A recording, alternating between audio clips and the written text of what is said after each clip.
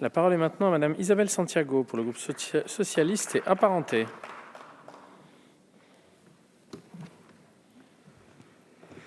Merci Monsieur le Président, Monsieur le Ministre, Madame la Présidente de Commission, Madame la rapporteure.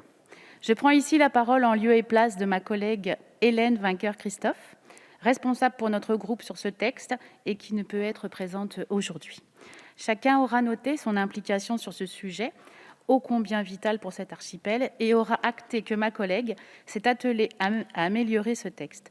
Elle l'a fait, je le crois, en bonne intelligence avec notre rapporteur, qui a efficacement défendu les avancées votées par notre Assemblée lors de la CMP, malgré certaines suppressions actées du Sénat.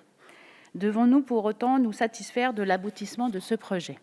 Il est vrai, nous aurions davantage apprécié que l'État, qui a pris seul l'initiative de cette opération, aille au bout de sa démarche. Ce n'est pas le cas. Au-delà, en effet, la question certes importante de la gouvernance, une kyrielle de questions reste pendante. Que faire face au nœud du problème qu'est le passif des actuelles structures et des dettes fournisseurs ? Ce texte demeure muet et rien n'est effectivement réglé. Face à notre Assemblée, vous avez certes accepté sans aucune valeur juridique de faire remonter uniquement 44 millions de dettes financières dans le futur syndicat. Mais de quelle somme parlons-nous concrètement ? Quid des 191 millions total de la dette ? Quelle garantie donnez-vous aux engagements verbaux pris ici à l'égard de la centaine de salariés du SIAG ? Tout cela concerne naturellement le passé et le présent, mais aussi l'avenir. Il reste encore 700 millions d'euros à trouver. Au vu de la situation financière de ce dossier, disons clairement que le principe « l'eau paie l'eau » ne pourra tout simplement pas s'appliquer à court terme. Dès lors, l'État doit s'engager, l'État doit donner les moyens aux nouveaux syndicats de trouver une soutenabilité, une rentabilité financière.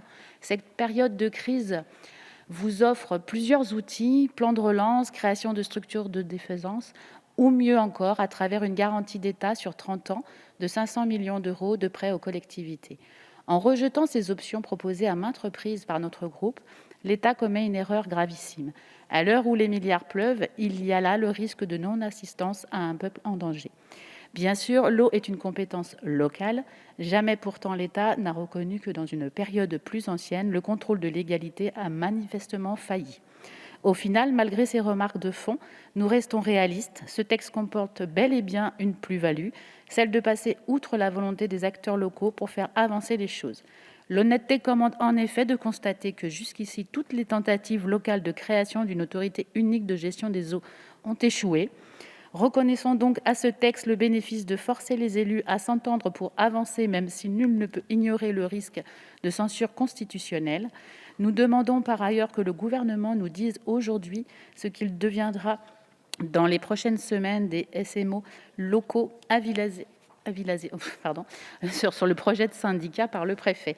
Il y a là un jeu de dupes qu'il faudrait tôt ou tard élucider. Enfin, ma collègue souhaiterait que vous puissiez détailler les garanties que vous donnerez pour assurer la pérennité du mode de gestion de l'eau sous forme de régie des Trois-Rivières. Créer un syndicat unique ne prenant pas en compte la situation financière des régies municipales bien gérées peut en effet en créer d'autres à terme.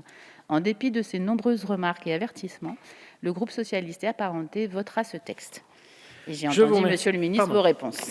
Excusez-moi. Merci. Je vous remercie, madame.